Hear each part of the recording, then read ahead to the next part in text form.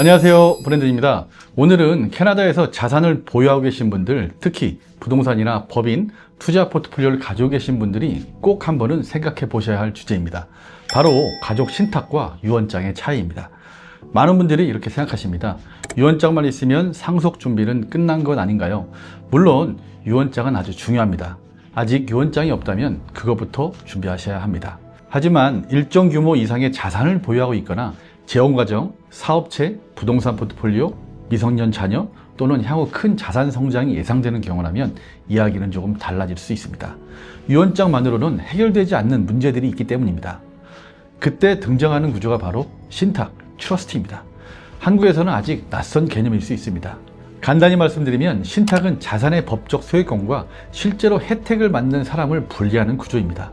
자녀에게 자산을 직접 넘기는 대신 신탁이라는 법적 틀 안에서 자산을 보관하고 수탁자가 정해진 규칙에 따라 그 자산을 관리하고 분배하는 방식입니다. 이 구조가 만드는 차이는 크게 두 가지입니다.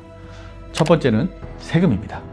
예를 들어 신탁 안의 투자 자산에서 매년 5만 달러의 배당 소득이 발생한다고 가정해 보겠습니다.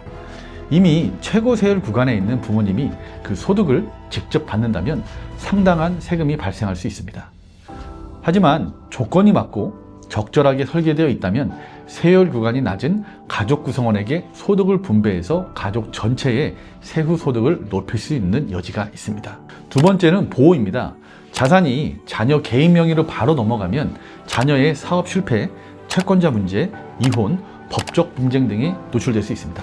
하지만 자산이 신탁 안에 있다면 자녀가 혜택을 받더라도 직접 소유하지 않기 때문에 일정 수준의 보호장치가 생길 수 있습니다. 중요한 점은 이것입니다. 이 두 가지는 일반적인 유언장만으로 살아계신 동안 만들기 어렵습니다. 하지만 신탁은 살아계신 동안 미리 만들어 자산을 관리하고 세금과 보호 구조를 더 일찍 설계할 수 있습니다. 오늘은 가족 신탁이 유언장으로는 할 수 없는 일을 어떻게 해내는지, 그리고 어떤 경우에는 오히려 신탁이 불필요한 복잡성을 만들 수 있는지까지 함께 짚어보겠습니다.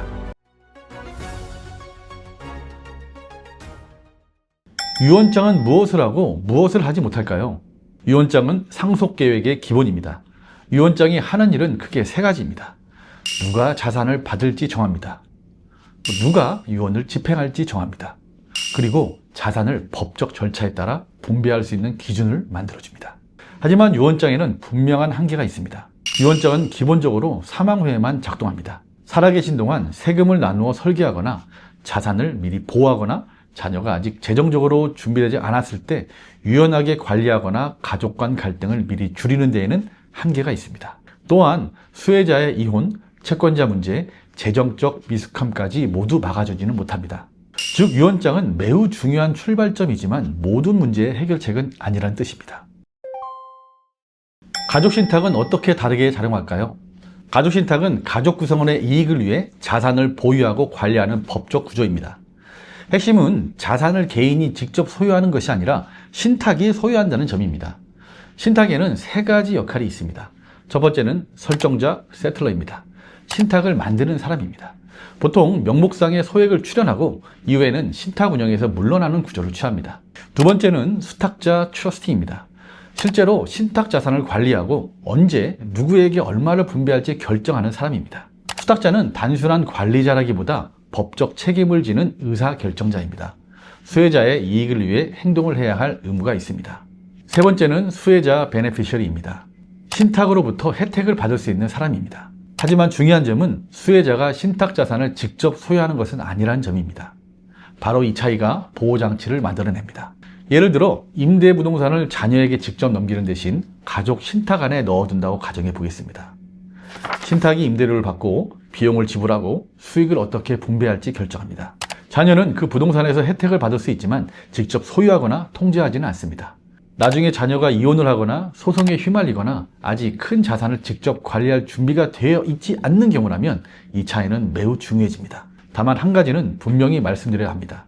가족 신탁이 모든 세금을 없애주는 마법 같은 도구는 아닙니다. 개인 명의로 보유한 자산은 사망 시점에 여전히 간주 처분 문제가 발생할 수 있습니다. 신탁이 바꾸는 것은 자산이 처음부터 누구의 명의로 어떤 구조 안에 보유되어 있는가입니다. 즉 신탁의 힘은 세금을 없애는 데 있는 것이 아니라 자산의 소유 구조를 미리 설계하는 데 있습니다. 가족 신탁의 첫 번째 장점, 세금 시점을 조절할 수 있습니다. 임대부동산이나 투자자산을 개인 명의로 보유하다가 유언장으로 넘긴다면 사망 시점에 세금 문제가 발생할 수 있습니다. 캐나다 세법은 사망 시 보유자산을 직가로 처분하는 것으로 간주하기 때문입니다. 하지만 자산이 이미 가족 신탁 안에 있다면 단순히 부모님이 돌아가셨다는 이유만으로 그 자산이 곧바로 유산에 포함되어 처분되는 구조는 아닐 수 있습니다. 신탁은 계속 자산을 보유합니다. 다음 과세 시점은 사망일이 아니라 신탁 자체의 규칙에 따라 결정됩니다. 특히 여기서 중요한 것이 뒤에서 말씀드릴 21년 규칙입니다. 즉 가족 신탁은 세금을 없애는 도구라기보다 세금이 발생하는 시점과 구조를 더 계획적으로 관리할 수 있게 해주는 도구입니다. 두 번째 장점, 프로베이트 비용과 공개 절차를 줄일 수 있습니다. 프로베이트는 법원이 유언장의 효력을 확인하고 유언 집행자에게 자산을 관리할 권한을 부여하는 절차입니다. 이 절차는 비용이 들고 시간이 걸리며 일정 부분 공개될 수 있습니다. 예를 들어 200만 달러 규모의 부동산 포트폴리오가 있다고 가정해 보겠습니다. 온주에서는 프로베이트 비용 약 2만 9천 달러 수준이 될 수 있고 BC주에서도 약 2만 7천 달러 수준이 될 수 있습니다. 반면 알버타처럼 프로베이트 비용 상한이 낮은 주에서는 이 장점이 상대적으로 작아질 수 있습니다. 즉 신탁의 효과는 거주지와 자산 위치에 따라 달라집니다. 하지만 이미 신탁 안에 들어가 있는 자산은 일반적으로 개인 유산을 직접 거치지 않기 때문에 프로베이트 절차를 줄이거나 피할 수 있는 여지가 있습니다. 세 번째 장점, 이혼이나 채권자 문제로부터 일정 수준의 보호를 기대할 수 있습니다. 자녀에게 자산을 직접 넘기면 그 자산은 자녀 개인의 재정 상황 일부가 됩니다. 그 이후 자녀가 이혼을 하거나 사업 실패로 채권자 문제가 생기거나 소송에 휘말리면 그 자산도 영향을 받을 수 있습니다. 하지만 재량 신탁 구조에서는 자산과 수혜자 사이에 일정한 거리가 생깁니다. 수혜자는 혜택을 받을 수 있지만 자산을 직접 소유하지는 않습니다. 이 점이 보호 효과를 만들어낼 수 있습니다. 다만 이 부분은 매우 조심해야 합니다. 신탁 자산이 실제로 이혼이나 파산 상황에서 어느 정도 보호되는지는 주별 가족법, 도산법, 신탁 문서의 내용, 실제 운영 방식에 따라 달라질 수 있습니다. 자동으로 100% 보호된다고 생각하시면 안 됩니다. 반드시 변호사와 함께 확인해야 하는 영역입니다. 네 번째 장점, 재혼 과정에서 배우자와 자녀를 동시에 보호할 수 있습니다. 재혼 과정에서는 상속 설계가 훨씬 복잡해집니다. 현재 배우자를 보호해야 하지만 이전 관계에서 태어난 자녀의 목도 지켜야 하는 경우가 많습니다. 유언장 안에 배우자 신탁을 설계하면 비슷한 결과를 만들 수 있습니다. 예를 들어 배우자가 생존해 있는 동안은 자산에서 혜택을 받고 배우자 사망 후에 남은 자산은 자녀에게 넘어가도록 할 수 있습니다. 하지만 살아계신 동안 만든 가족 신탁은 더 일찍 작동합니다. 이미 자산을 보유하고 운영하고 분배 규칙을 정하고 장기적인 구조를 만들어 둘 수 있습니다. 차이는 단순히 법률 문서의 이름이 아닙니다. 언제부터 설계가 작동하느냐입니다. 다섯 번째 장점, 가족 간 갈등을 줄일 수 있습니다. 상속 문제는 꼭 욕심 때문에 생기는 것은 아닙니다. 오히려 많은 경우 문제는 불확실성에서 시작됩니다. 누가 무엇을 받든지, 언제 받는지, 누가 결정권을 갖는지, 왜 그렇게 정했는지 이 부분이 명확하지 않으면 가족 간 오해가 생길 수 있습니다. 가족 신탁은 즉흥적인 판단을 줄이고 미리 정한 규칙에 따라서 자산을 관리하게 만듭니다. 이것은 단순히 세금이나 법률의 문제가 아닙니다. 가족 관계를 지키는 장치가 될 수도 있습니다. 여섯 번째 장점, 에스테이트 프리즈를 통한 다세대 세금 설계가 가능합니다. 사업체를 운영하시거나 앞으로 가치가 크게 오를 자산을 보유하고 계신 분들에게 특히 중요한 전략이 있습니다. 바로 에스테이트 프리즈 자산가치 동결 전략입니다. 예를 들어 오늘 현재 회사 가치가 100만 달러라고 가정해 보겠습니다. 에스테이트 프리즈를 통해 부모님의 가치는 100만 달러 수준에서 동결하고 앞으로 발생하는 성장분은 가족 신탁을 통해 다음 세대로 이전되도록 설계할 수가 있습니다. 이렇게 하면 향후 10년, 20년 동안 사업 가치가 크게 성장하더라도 부모님의 사망 시 세금은 동결된 가치에 더 집중될 수 있습니다. 특히 성장하는 사업체, 부동산 개발법인, 가치 상승 가능성이 큰 투자법인에는 의미 있는 전략이 될 수 있습니다. 하지만 이것은 고급 전략입니다. 세무, 법률, 투자 구조가 모두 함께 맞아야 합니다. 반드시 회계사와 상속 전문 변호사 그리고 자산관리 전문가가 함께 검토해야 합니다. 7번째 장점, 투자소득 분할이 가능할 수 있습니다. 가족신탁이 투자 포트폴리오를 보유하고 있다면 투자소득을 수혜자에게 분배할 수 있는 여지가 있습니다. 예를 들어 신탁이 50만 달러 규모의 배당 포트폴리오를 보유하고 있고 매년 5만 달러의 배당 소득이 발생한다고 가정해 보겠습니다. 이 소득을 최고 세율 구간에 있는 부모님이 직접 받는다면 상당한 세금이 발생할 수 있습니다. 하지만 조건이 맞고 세율 구간이 낮은 성인 자녀에게 분배할 수 있다면 가족 전체의 세후 소득을 계산할 수 있습니다. 다만 이 부분은 매우 중요합니다. 2018년 이후 캐나다의 소득 분할 규정은 크게 강화되었습니다. 특히 개인 법인과 연결된 소득은 수령인이 누구인지와 관계없이 높은 세율로 과세될 수 있습니다. 또 미성년 자녀가 수혜자에 포함되면 별도의 Attribution 룰이나 Tax on Split Income, 토시 문제가 발생할 수 있습니다. 즉 가족신탁을 만들었다고 해서 자동으로 소득 분할이 되는 것은 아닙니다. 이 전략은 반드시 회계사와 함께 사전에 시뮬레이션 해야 합니다.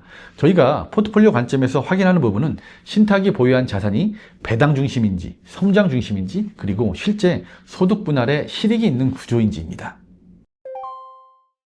그렇다면 가족신탁은 언제 필요하지 않을까요? 가족신탁은 강력한 도구이지만 모든 가정에 필요한 것은 아닙니다. 설립 비용이 들어가고요. 법률 비용만 수천 달러 이상이 될 수 있고 법인 재구조화나 에스테이트 프리즈까지 포함되면 비용은 훨씬 더 커질 수 있습니다. 매년 별도의 세금 신고도 필요하고요. 세금이 발생하지 않아도 행정 부담은 계속됩니다. 또 신탁에는 21년 규칙이 있습니다. 일반적으로 신탁은 21년마다 자본 자산을 시가로 처분한 것으로 간주될 수 있습니다. 그 시점 전에 자산을 수혜자에게 과세 이연 방식으로 분배하는 계획을 세울 수 있는 경우도 있지만 이건 역시 적극적인 관리가 필요합니다. 신탁은 만들어두고 잊어버리는 구조가 아닙니다. 특히 부동산 투자자에게는 파이낸싱 문제가 현실적인 제약이 될 수 있습니다. 많은 금융기관은 신탁 명의 부동산에 대한 대출을 더 보수적으로 봅니다. 대출이 가능하더라도 조건이 더 까다롭거나 절차가 복잡할 수 있습니다. 따라서 자산 구조가 단순하고 자녀가 성인이며 채권자 리스크나 재원 과정 이슈가 없고 향후 큰 자산 성장 가능성도 크지 않다면 가족 신탁이 더해주는 복잡성이 실제 혜택보다 클 수 있습니다. 어떤 가정에서는 잘 작성된 유언장 하나와 정확한 수혜자 지정만으로도 충분할 수 있습니다. 오늘의 핵심은 이것입니다. 가족 신탁이 필요한가 아닌가가 아닙니다. 더 중요한 질문은 지금 내가 직접 결정할 수 있는 일을 나중에 가족에게 떠넘기고 있지는 않은가입니다. 내일 나에게 무슨 일이 생긴다면 지금의 자산 구조는 실제로 내가 원하는 방식대로 작동할까요? 가족 신탁은 필수도 아니고 세금을 피해가는 지름길도 아닙니다. 하지만 특정한 상황에서는 매우 강력한 리스크 관리 도구가 될 수 있습니다. 부동산 포트폴리오를 보유하고 계신 분, 성장하는 사업체를 운영하고 계신 분, 재혼 가정을 이루신 분, 자녀의 이혼이나 채권자 리스크가 걱정되는 분, 향후 큰 자산 성장이 예상되는 분이라면 가족신탁은 단순히 있으면 좋은 것이 아니라 반드시 점검해 볼 만한 전략이 될 수도 있습니다. 반대로 아직 유언장이 없다면 가족신탁보다 먼저 유언장부터 준비하셔야 합니다. 상속설계는 복잡한 구조에서 시작되는 것이 아니라 기본을 제대로 갖추는 데서 시작합니다. 이 영상은 일반적인 정보 제공 목적이며 개인화된 세무, 법률 자문은 아닙니다. 신탁과세, 소득 분할 규정, 주별 프로베이트 비용은 계속 변할 수 있고 실제로 신탁이 적합한지는 개인의 자산 구조, 가족 상황, 포트폴리오, 법인 여부, 파이낸싱 계획에 따라서 달라집니다. 이 내용이 본인에게 해당되는지 검토해보고 싶으시다면 거주하시는 주의 변호사와 회계사 그리고 자산관리 전문가와 함께 현재 구조를 검토해 보시길 권합니다. 상담 관련 안내는 영상 설명란에 남겨두겠습니다. 오늘 영상이 도움이 되셨다면 좋아요와 구독으로 응원해 주시고 앞으로도 캐나다에서 자산을 지키고 은퇴와 상속을 준비하는 데 꼭 필요한 이야기를 계속 나누겠습니다. 시청해 주셔서 감사합니다. 캐나다 투자전략 브랜든이었습니다.